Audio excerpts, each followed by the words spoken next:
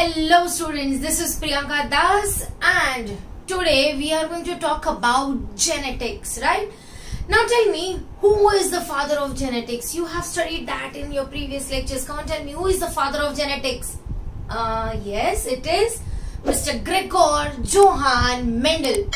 Mendel did his experiments on pea plants, which is called as Pisum sativum, and Mendel from his results gave us 3 laws of inheritance. Law of dominance, law of segregation, also called as purity of gametes, and law of independent assortment. Mendel ने इतने सारे experiments किए, but Mendel को कभी recognition नहीं मिला when he was alive. Why? He published his results in the year 1866, but people were not able to understand his results. Mendel did not gain fame because of some drawbacks of his experiments. सबसे पहले तो Mendel said that inheritance is caused by factors, so characters are because of the factors inherited. But ये factors होते क्या है उस time पे किसी को पता नहीं थे. Second, Mendel ने बोला that there is no blending of characters, right? अगर blending नहीं होता है तो कुछ organisms में intermediate कैसे दिखता है? मतलब सिर्फ टॉल या सिर्फ डॉफ तो नहीं मिलता है ना, कुछ में बीच के कैरेक्टर्स भी मिलते हैं. So how are these characters visible when there is no blending of alleles in the F1 generation. फिर ये भी देखा गया that Mendel was a mathematician and he was giving us all the laws of inheritance. Owing to all these different things, Mendel's laws were not accepted. But later on, almost 35 years later, in the year 1900, 3 independent scientists, they actually read through Mendelian work, they realized the importance and they republished it, okay? And these were Hugo de Vries, Carl Scorens and Schmack, right? Now, after the rediscovery of Mendelian work, now do you realize in this span there was a lot of advancement in the technologies? Microscope became more and more advanced, and when microscope became more advanced, it was easy for us to study the structure which is present in the nucleus. So chromosomes were extensively studied. Chromosomes were studied extensively by 2 different scientists. These were Sutton and Boveri. So these were Walter Sutton and Boveri. Okay. Now Walter Sutton and Boveri, in Theodore Boveri, in the year 1902, okay, they independently started studying the chromosomal nature, okay, and they realized कि ये जो chromosome है ये exactly वैसे ही behave करता है जैसे कि Mendelian factors करते थे. Mendel ने बोला था that factors are present in pairs. Yes, chromosomes are also present in pairs. Mendel ने बोला that these factors they segregate during gamete formation. These people realized that chromosomes also segregate during gamete formation, and this was because they could easily see the meiosis under microscope. इन्होंने यही बोला कि शायद जो Mendel का factor है वो chromosome पर ही है, मतलब मेंडल के factors are located on the chromosome and that is the reason these factors and chromosome show similar type of behaviour. तो मेंडेलियन जेनेटिक्स को अभी इन्होंने नाम दे दिया, या इसका और एक एडवांसमेंट हो गया, और इस वाले जेनेटिक्स को हम बोलेंगे chromosomal theory of inheritance. Chromosomal theory of inheritance was given by Sutton and Boveri in the year 1902, owing to the nature of chromosome which is similar to the nature of factors or genes as told by Mr. Mendel. अब अगर हमें chromosomal theory of inheritance पढ़ना है तो हमें chromosome के structure के बारे में भी पढ़ना चाहिए. तो let us just see what is the structure of chromosome. Okay, सबसे पहले तो हम देखते हैं ये क्रोमोसोम. भाई ये क्रोमोसोम बनता किस चीज से और दिखता कहाँ पे है? इफ यू रिमेम्बर, हमारे सेल के अंदर न्यूक्लियस और न्यूक्लियस के अंदर क्रोमैटिन फाइबर था. ये जो क्रोमैटिन फाइबर है ये कंडेंस होता है और एक फिलामेंटस फॉर्म बनाता है जिसे हम बोलते हैं क्रोमोसोम. तो बेसिकली हमारा क्रोमोसोम क्या है?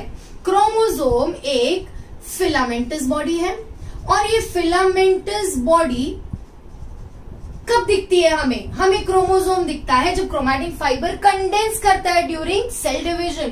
सो this is visible only during cell division.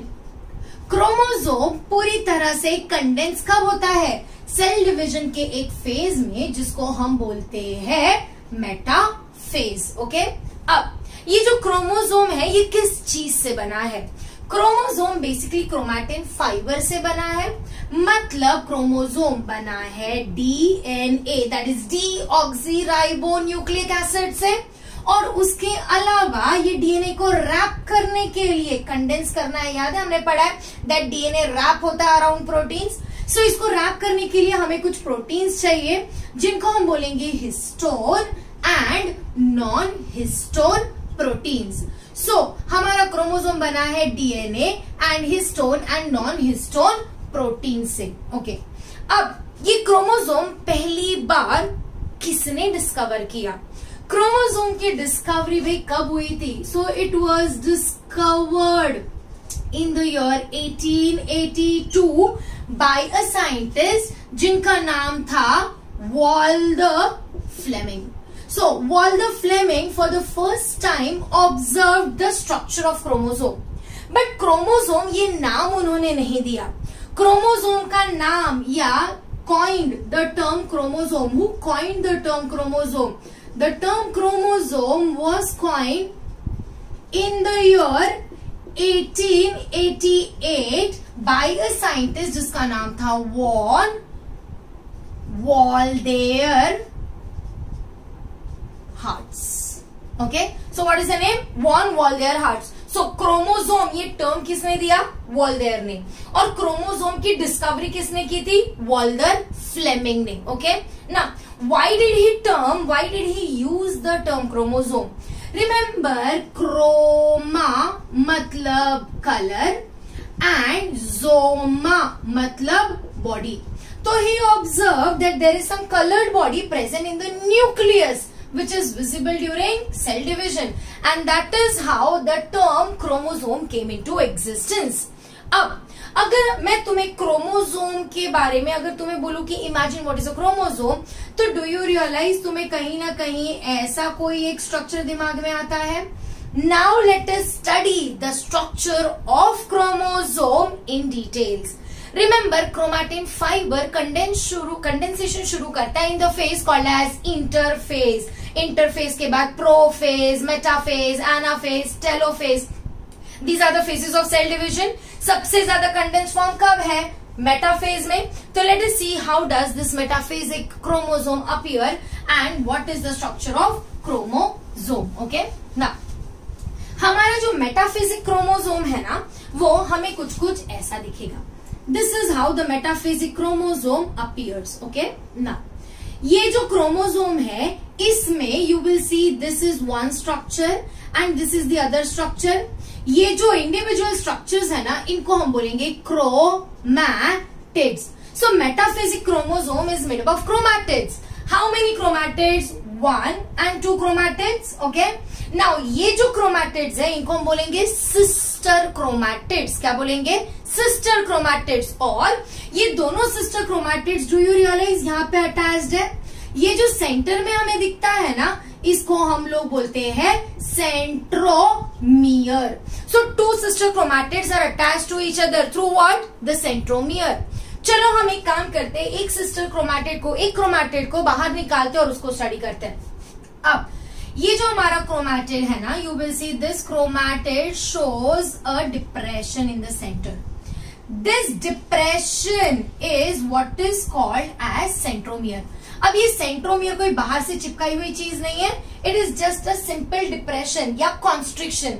So basically centromere is nothing but the primary constriction which is present on the surface of the chromosome. Okay, now ये जो तुम्हारा सेंट्रोमियर है ना, ये सेंट्रोमियर के आजू बाजू में कुछ प्रोटीन के डिस्क लगे होते हैं. ये जो प्रोटीन के डिस्क है इनको हम बोलते हैं kinetochore. So what is kinetochore? These are protein disc, proteinaceous disc which are attached to the centromere. अच्छा, भी काइनेटोकोर की जरूरत क्या है? यहाँ पे है तुम्हारे काइनेटोकोर, राइट? इनकी जरूरत क्या है?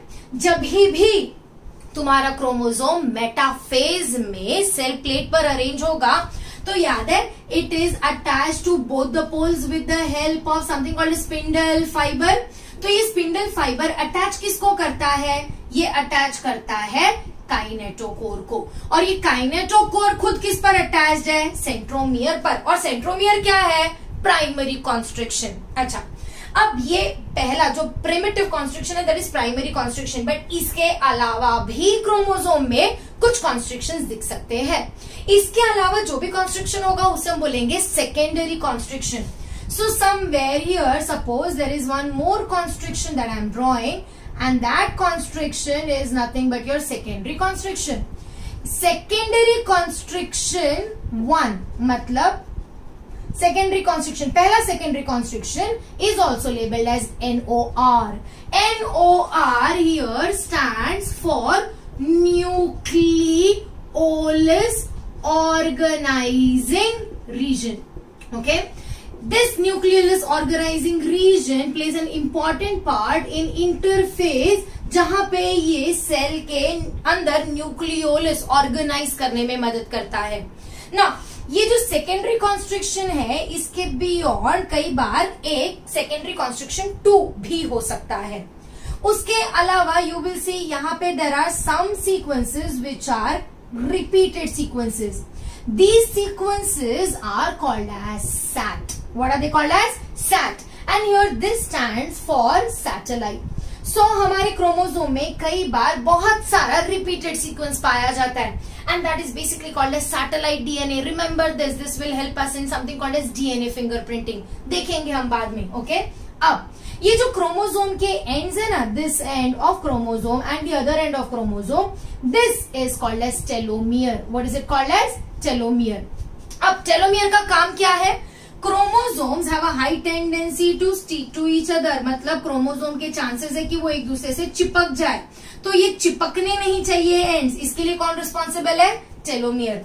और एक चीज याद रखो, जब जब सेल डिवीजन होगा ना, ये टेलोमियर धीरे धीरे धीरे धीरे छोटा होते जाता है. ओके, बट ये टेलोमियर को छोटा नहीं होने देने का एक काम करता है एक एंजाइम जिसका नाम है टेलोमेरेज. क्या है? टेलोमेरेज. टेलोमेरेज एक ऐसा एंजाइम है जो टेलोमियर्स को कंटिन्यूअसली बनाते रहता है ताकि क्रोमोसोम सेल डिवीजन में छोटा ना हो सके. अच्छा, अब ये जो तुम्हारा क्रोमैटिड है ना, इसके सेंटर में क्या है भैया? तुम्हारा डीएनए है, right? So there is a single unbranched length of DNA which is present in each chromatid. This is how it will appear. And this central DNA which is present in your chromatid is called as chromonema. What is it called as? Chromonema. Plural is chromonema. Okay, so that is the plural of chromonema. So I hope you understand the structure of chromosome. फटाफट quickly हमने देखा that chromosome में कितने होते हैं? 2 sister chromatids होते हैं. Both are attached to the centromere. Centromere is nothing but primary constriction. इस पर जो प्रोटीन लगा रहता है उसको हम बोलते हैं काइनेटोकोर, जो क्या अरेंज करता है? Spindle fibre. हमने देखा that कई बार secondary constrictions भी होते हैं. So there can be 1 or 2 secondary constriction. Secondary constriction 1 को हम बोलते हैं NOR. NOR क्यों? Because it is nucleolus organizing region which is important at interphase. फिर हम देखते हैं कई बार repeated sequences है जिसको हम बोलेंगे satellite या SAT. और जो एंड्स है उसको हम बोलेंगे टेलोमियर. हमने देखा क्रोमैटिड में जो स्ट्रेट अनब्रांच्ड डीएनए रन कर रहा है उसको हम क्या बोलेंगे? क्रोमोनीमा. इतना समझ में आया ना? We have understood the structure of chromosome. But tell me, क्या सारे क्रोमोसोम, सारे ऑर्गेनिजम्स में सारे क्रोमोसोम्स क्या एक ही लेंथ के और एक ही साइज के होते हैं? नहीं. Understand, the size of chromosome is different for different organism. What is the size of chromosome? You will see that the length of chromosome may vary from 0.1 micrometer to 33 micrometer. So there is a vast difference. And the thickness of chromosome may vary from 0.2 micrometer to 2 micrometer. Okay. So we know that the structure of chromosome will keep on varying from organism to organism. But with that, even the number of chromosome also varies from organism to organism. Tell me, तुम्हारे अंदर उतने ही chromosome है जितने कुत्तों में है, हाथी में है, गधे में है या प्लांट्स में है? नहीं. So अलग अलग स्पीशीज के लिए the number of chromosome is fixed. और हमने देखा था that number of chromosome is designated by an alphabet N. इतना समझ में आया? ओके. अब फॉर एग्जाम्पल ह्यूमंस की बॉडी में, मेरी बॉडी के हर एक सेल में कितने क्रोमोसोम्स हैं? 46 क्रोमोसोम्स हैं. मतलब मेरे पास है 46, दैट इज मेरे पास है 23 पेयर्स ऑफ क्रोमोसोम. तो कैन आई से मेरे पास 1 2 3 4 5, I am just giving numbers to my chromosome. Okay, ऐसे 23 का एक सेट है और मेरे पास 1 2 3 4 5 ऐसे 23 का एक दूसरा सेट है. ओके, अब ये जो एक सेट है ना क्रोमोसोम का, ये एक वन बेसिक सेट को हम बोलेंगे प्लॉइडी. क्या बोलेंगे? Ploidy. Okay, so what is ploidy? One basic set of chromosome. But यहाँ पे मेरे पास वन सेट है या दो सेट है? दो सेट है, तो इसको हम बोलेंगे डिप्लॉइड. क्या बोलेंगे? Diploid. So whenever the entire set of chromosome is repeated, we call it as euploidy. What is it called as? Euploidy. Suppose मेरे पास और एक ऐसा सेट होता, तो मेरे पास कितने सेट हो गए? 3 सेट हो गए, तो इसको हम बोलेंगे triploidy. Okay, whenever the entire set of chromosome is repeated, what do we call it as? Euploidy. Let us see euploidy and let us see the number of chromosomes. Okay, when we talk about number of chromosome, pay attention. Number of chromosome के लिए हम word क्या use कर रहे हैं? Ploidy. हम सबके पास एक बेसिक नंबर और बेसिक सेट ऑफ क्रोमोसोम है. ओके, अगर ये बेसिक सेट के मल्टीपल्स है, एग्जैक्ट मल्टीपल्स है, तो उसके लिए हम वर्ड यूज क्या करेंगे? यूप्लॉइडी. अभी यूप्लॉइडी में मेरे पास हो सकता है सिर्फ एक सेट. अगर एक सेट है तो इसको हम बोलेंगे हैप्लॉइडी या फिर मोनोप्लॉइडी. मोनोप्लॉइडी याद रखो, हैप्लॉइडी. ओके, अगर 2n है मतलब 2 सेट रिपीट हो रहे हैं तो बोलेंगे डिप्लॉइडी. राइट, अगर 3 सेट रिपीट हो रहे हैं तो हम क्या बोलेंगे? ट्रिप्लॉइडी. ऐसे ही बढ़ते जाओ, अगर 4 सेट होगा तो tetraploidy, pentaploidy, hexaploidy. Whenever it is more than 2n ना, मोर देन 2n के लिए हम वर्ड यूज करेंगे पॉलीप्लॉइडी. ओके, अब ये हैप्लॉइडी किस में पाया जाता है? याद है हमारी गमीट्स में हैप्लॉइडी पाया जाता है. अच्छा, डिप्लॉइडी किस में? सारे organisms are diploid by nature. हमने देखा सब में 2n नंबर ऑफ क्रोमोसोम्स है. और ट्रिप्लॉइडी किस में है? Triploidy, if you remember plant reproduction में पढ़ा है हमने, endosperm is triploid. Okay, so you got the concept of euploid. But there is one more situation. Okay, कई बार ऐसा होता है कि हमारे पास पूरा सेट रिपीट नहीं होता है, पूरा सेट मल्टीपल में नहीं है, बट सिर्फ एक या दो क्रोमोसोम ज्यादा है या तो कम है. रिपीटिंग, पूरा सेट रिपीट नहीं हो रहा है, सिर्फ एक या दो क्रोमोसोम कम या ज्यादा है. ऐसी कंडीशन को हम बोलेंगे aneuploidy. What do we call it as? Aneuploidy. Now what exactly is aneuploidy? या तो क्रोमोसोम ज्यादा है या तो कम है, पर पूरा सेट रिपीट नहीं हुआ है. एन्यूप्लॉइडी में अगर क्रोमोसोम कम है तो we call it as hypoploidy. Okay, and अगर क्रोमोसोम ज्यादा है तो बोलेंगे हाइपरप्लॉइडी. अब हाइपोप्लॉइडी में सपोज मेरा क्रोमोसोम नंबर है 2n, तो मेरे क्रोमोसोम में 2n-1 मतलब एक क्रोमोसोम कम हो गया मेरे पूरे क्रोमोसोम से, तो इस कंडीशन को हम बोलेंगे मोनोजोमी. अच्छा, ऐसा क्यों बोला मोनोजोमी? क्योंकि एक क्रोमोसोम का पेयर नहीं है, सो एक क्रोमोसोम इज ओनली सिंगल, सो मोनोजोमी. अच्छा, इसमें और क्या हो सकता है? मेरे पास 2 क्रोमोसोम कम है तो इसको हम बोलेंगे नलिजोमी. क्या बोलेंगे? नलिजोमी.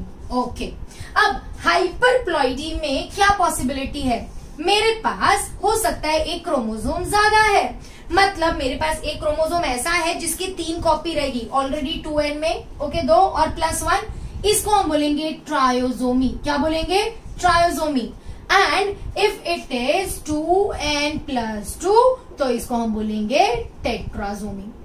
Okay, so what do we know about the number of chromosome? Number of chromosomes के लिए वर्ड है प्लॉइडी.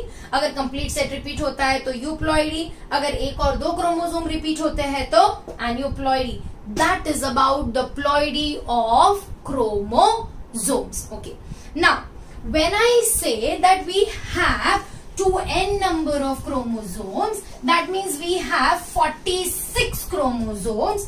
तो अभी ध्यान दो. ओके, ये जो 46 क्रोमोसोम्स है ना, ये 46 क्रोमोसोम्स में से सपोज ये एक क्रोमोसोम है और ये एक क्रोमोसोम है. ओके, अब ये दोनों क्रोमोसोम पर अगर सेम जीन्स है, okay, I am saying same genes है, capital A, capital B, capital C, capital D, small A, small B, small C, small D.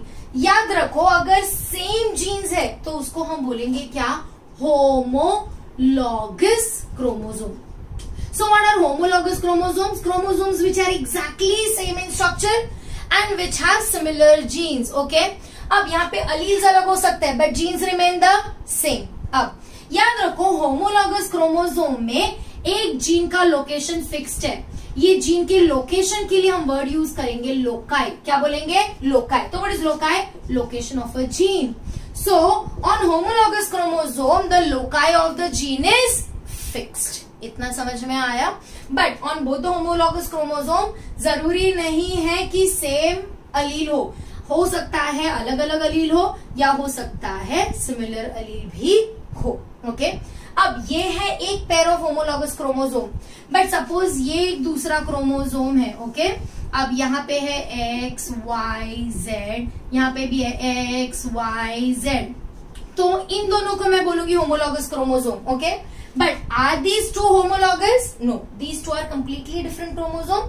तो इसको हम बोलेंगे नॉन होमोलॉगस क्रोमोसोम. मतलब इसके जैसा ये, इसके जैसा ये, इसके जैसा ये. सो इनको बोलेंगे होमोलॉगस, बट इन दोनों को हम बोलेंगे नॉन होमोलॉगस क्रोमोसोम. ओके, ना हमारे पास क्रोमोसोम्स अलग अलग टाइप के हैं. हमने देखा chromosomes are basically present during cell division. अब डिपेंडिंग अपॉन ये क्रोमोसोम में सेंट्रोमियर कहाँ है, there are different types of chromosomes. Okay, just pay attention. Now I am talking about the different types of chromosomes, and these different types of chromosomes are based on what? They are based on the location of centromere. अब कुछ chromosomes में centromere exactly centre में है. If it is in the centre तो इसे हम बोलेंगे metacentric chromosome. Okay, कुछ में ये सेंट्रोमियर ना थोड़ा ऊपर की तरफ शिफ्ट हो गया है, मतलब अनइक्वल आर्म्स बन गए, तो इसको हम बोलेंगे सब मेटासेंट्रिक. ओके, ना कुछ में ये काफी हद तक के ऊपर शिफ्ट हो गया है, मतलब वन आर्म एकदम ही छोटा हो गया है, ऐसे इसको हम बोलेंगे एक्रोसेंट्रिक क्रोमोसोम. और कुछ में तो तुम्हारा जो सेंट्रोमियर है वो एकदम एंड में, याद है एंड को हम टीलोमियर बोलते हैं, तो इसको हम बोलेंगे telocentric chromosome. So based on the position of the primary construction, your chromosomes can be metacentric, submetacentric, acrocentric and telocentric. अब जब ये क्रोमोसोम खुद को अरेंज करेंगे on spindle fibre during metaphase और फिर उसके बाद एनाफेज में सेपरेट होंगे, तो ये जो तुम्हारा मेटासेंट्रिक है ना, ये मेटासेंट्रिक क्रोमोसोम ऐसा दिखने लगता है क्योंकि यहाँ पे स्पिंडल फाइबर अटैच्ड है और ये तुम्हारी क्रोमैटिड्स. ओके, तो इस शेप को हम बोलेंगे वी शेप. क्या बोलेंगे? V shape. तो तुम्हारा मेटासेंट्रिक क्रोमोसोम एनाफेज में कैसा दिखेगा? V shape. ओके, सब मेटासेंट्रिक में क्या होगा? याद रखो, एक थोड़ा सा छोटा और एक कंपैरेटिवली बड़ा है. कैन यू रियलाइज ये थोड़ा सा एल शेप जैसा दिखता है. सो this is what? L shape. इतना समझ में आया?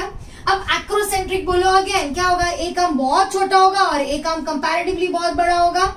ये दिखता है थोड़ा थोड़ा J shape. Okay, so this will be J shape. And यहाँ पे तो क्योंकि telomere your centromere is in the end, तो you will see it appears something like this. मतलब it appears like what? I. So we will call it as I shaped. So again this is asked in entrances. Okay, so metacentric कैसा दिखता है? V shape. Sub metacentric L shape. Acrocentric J shape. And telocentric कैसा दिखेगा? I shape. In what phase? Anaphase. That is about the different type of chromosomes and the structure of chromosome in detail. Next lecture में हम देखते हैं again some type of chromosomes based on their structure. Thank you.